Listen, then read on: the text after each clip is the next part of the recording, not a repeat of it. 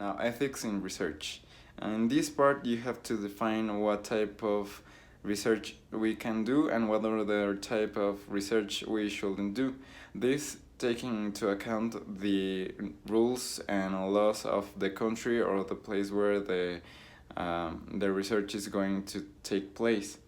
Also, you have to avoid falsifying or misinterpreting the research data, and you have to be careful of adding copyright to your research.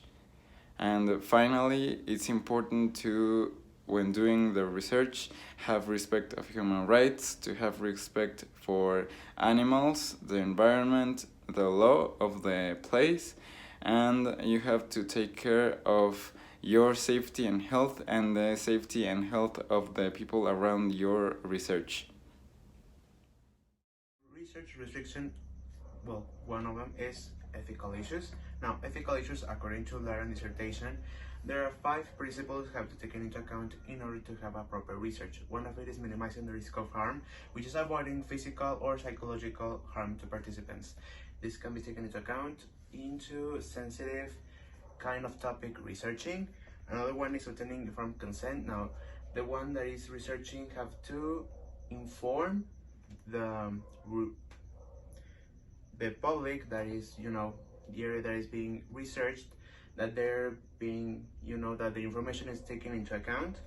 And the third one is protecting anonymity and confidentiality. You have to respect the identity in which the one that is providing you the information. Fourth one is avoiding deceptive practices. One of it is gathering information, surveys data from the internet, which can be taken into an example as, making a survey without people taking into account or, being informed by them really not knowing about the information taken into account for a research.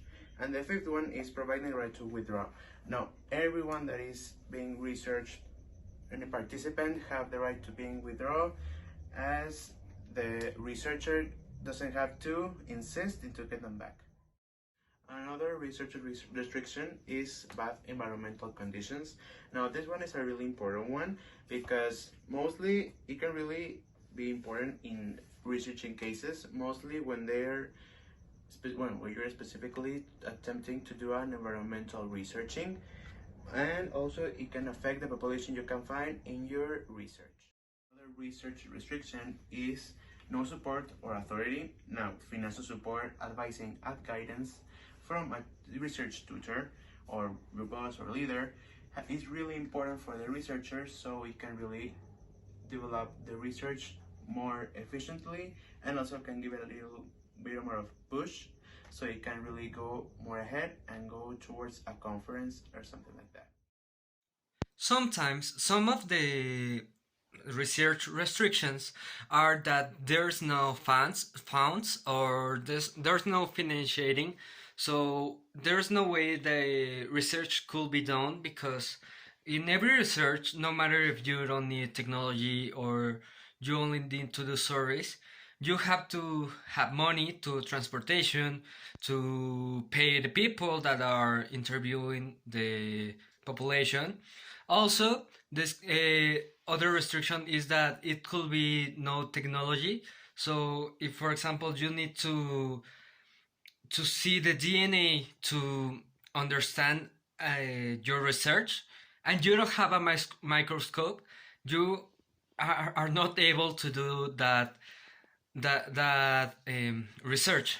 Also, is other restriction is a legal prohibition. Sometimes you want to do research, I don't know, in animals or in people, but in those cases it's very difficult that they let you do that research, because it have some legal issues. So you have to make sure your research have the funds to do this, the technology that you need, and the